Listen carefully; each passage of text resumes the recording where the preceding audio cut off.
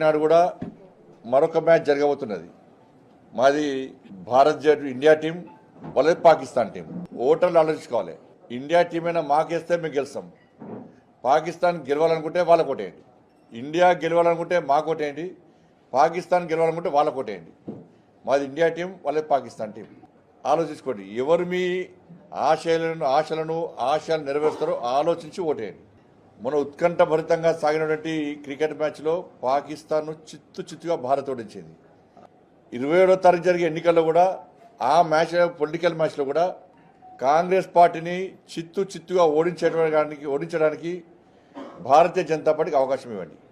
ఇగో centre మంత్రి బండి సంజయ్ అన్న ఇట్లా మాట్లాడే వరకు ఇటు కాంగ్రెస్ పార్టీ లీడర్లు కూడా బగ్గనే గరమైతున్నారు. ఈ ముచ్చట్ల పువ్వు పార్టీ నాయకులు ఏమున్నా ప్రజల మధ్య చిచ్చు పెట్టి రెచ్చగొట్టే మాటలే మాట్లాడతారు. కేంద్ర మంత్రి అయ్యుండి గిట్లనేనా మాట్లాడేదని గరానికి వచ్చిండ్రు. ఇక బండి సంజయ్ కరీంనగర్ కు పోతే కేంద్ర మంత్రి అన్న ముచ్చట మరిచిపోయి కార్పొరేటర్ లెక్క మాట్లాడతాడని ఎడ్డిచ్చిన ఎంపీ చామల కిరణ్ కుమార్ అన్న ఇంకేమన్నాడో ఇనుండ్రే. బండి సంజయ్ గారు పొద్దున మాట్లాడుకుంటా కాంగ్రెస్ పార్టీకి ఓటేస్తే క్రికెట్లో పాకిస్తాన్ గెలుస్తుందట, బీజేపీకి ఓటేస్తే ఇండియా గెలుస్తుందట. ఒక బండి సంజయ్ గారు, మీరు మినిస్టర్ ఆఫ్ స్టేట్ ఈ భారతదేశానికి, హోంశాఖకు మైక్ ముందు పెట్టినప్పుడు నాకు తెలుసు నేనైనా మీరైనా కష్టపడి కింది స్థాయి నుంచి వచ్చిన నాయకులం. కానీ మనకు హోదా వచ్చినప్పుడు హోదాను గుర్తుపెట్టుకొని మాట్లాడాలి. మీకు గుర్తింపున్న నాయకులు, మీకు మంచి హోదా ఇచ్చింది మీ పార్టీ, మీరు ఒక ఎగ్జాంపుల్గా మాట్లాడాలి. మాలాంటి లీడర్లు కూడా మీ లెక్క ఇంకా పైకి వచ్చి రేపు ఒక మంచి హోదాకు రావాలంటే ఈ లైన్లలో మాట్లాడితే ప్రజలు మనల్ని అప్రిషియేట్ చేస్తారన్న విధంగా ఉండాలి తప్ప ఇప్పుడు ఆ ఒక్క ఎన్నిక గెలవడానికే ఏదైనా మాట్లాడతారా? ప్రజల్ని కన్ఫ్యూజ్ చేయడానికే. అంటే ఇప్పుడు మీ వీడియో చూసిన వాళ్ళందరూ కూడా మీరు మాట్లాడినటువంటి లైన్లల్లో సెంటిమెంట్ని క్రియేట్ చేసి మీరు మాట్లాడితే కులాలు, ముస్లిమ్స్, ఇండియా, పాకిస్తాన్ తప్ప వేరే ముచ్చటే లేదా మనకు? దేనికైనా ఒక లిమిట్ ఉంటుంది.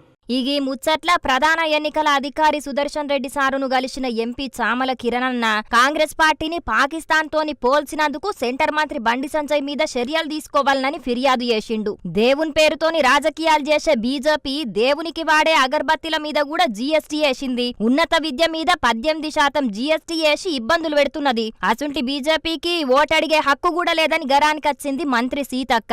ఎన్నికలప్పుడే హిందూ ముస్లిం అని రెచ్చగొడతారు. పాకిస్తాన్ తోని పోల్చి దేశానికి కించపరచుడు తప్ప మీరు దేశానికి చేసిందేం లేదని ఫైర్ అయింది. మొత్తానికైతే ఇప్పుడు కాంగ్రెస్ పార్టీ, బీజేపీ లీడర్ల నడుమ డైలాగుల వార్ గట్టిగానే నడుస్తున్నది. ఇది ఎన్నికలయ్యేదాకనే ఉంటదో లేకుంటే అటెన్క సుతం ఇట్లనే తిట్టుకుంటారో చూడాలి మరి.